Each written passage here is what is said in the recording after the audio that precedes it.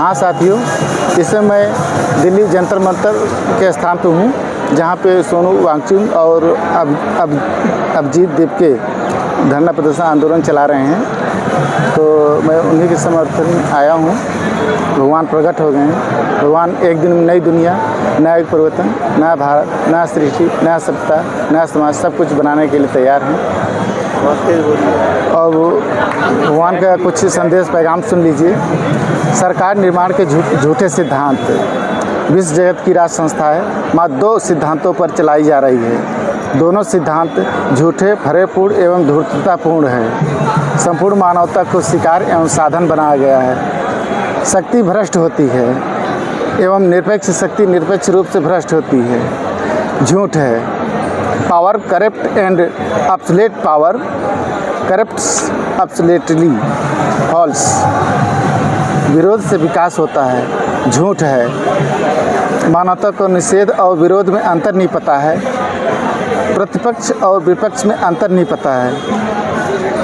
यही नियम साथ साथ क्रम चलता है। ब्रह्मांड की उत्पत्ति से लेकर अवसान तक कुल 49 चक्र चलता है। विधि और निषेध पूर्णतः की लक्षणता है। सभी भावों का आविर्भाव ब्रह्मांड के आविर्भाव के साथ ही कालक्रमानुसार है। आत्म तत्व की प्राप्ति ज्ञान है। ज्ञान की संसद धर्म है। धर्म की संसद राज है। राज की संसद न्याय है।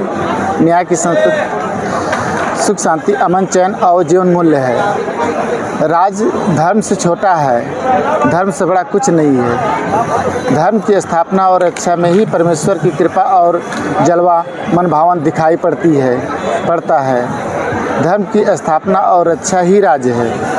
राज फूलों की सैया, सुहागरात की सैया अथवा गुमान का आसन नहीं होता है। राज धर्म की रक्षा के गौरव का भद्रासन होता है। यह भद्रासन परमेश्वर देते हैं तथा वही निगरानी भी करते हैं। कालक्रमानुसार गुलजार करते हैं, आबाद रखते हैं, ठूँठ और बर्बाद करते हैं, खाक में मिलाकर धूल चटाते हैं। राजमहल की नींव के पहले पत्थर तक का हिसाब लेते हैं। तरोताज़ा और सर्वविदित उदाहरण कफन दफन के लिए मुल्क में 2.5 गज ज़मीन भी नहीं दिए।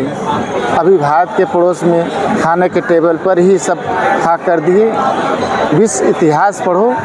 इतिहास की पंक्तियों के बीच में भी कुछ होता है, उसे भी पढ़ो। सब रूप नाम काम तथा खेला लीला कीड़ा परम तत्व परमेश्वर का ही तो है। ज्ञान प्रकाश कालिक नहीं छोड़ता है, जबकि सभी प्रकाश कालिक छोड़ते हैं। ब्रह्मांड की उत्पत्ति से लेकर ब्रह्मांड की समाप्ति तक बनी बनाई अंतर्निहित अंतर्भूत फिल्म दृश्य है। सृष्टि दौर में कौन पौधा कब उद्भिज होगा, कब फलेगा, कब सूखेगा, उसका वंश कब तक चलेगा तथा कौन पौधा कब कहाँ लगाया जाएगा, कब कैसे उखाड़ा जाएगा, सब पूर्व निर्धारित अंतर्निहित है। अतः सत्यप्रिय लोग शिव एवं सुंदर की सत्य से अभियोजता रखें, समझें।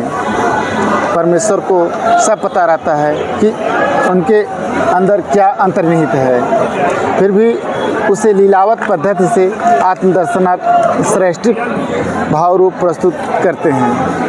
अंतर्निहित फिल्म विभिन्न स्कंधों पर मुड़ते हुए यथार्थ गोचर कथ कहानी बनते चलती है। जहाँ तक परमेश्वर के ज़िंदगी का सफ़र भी स्कंधवत यथार्थ गोचर कथ कहानी बनते तय होता है।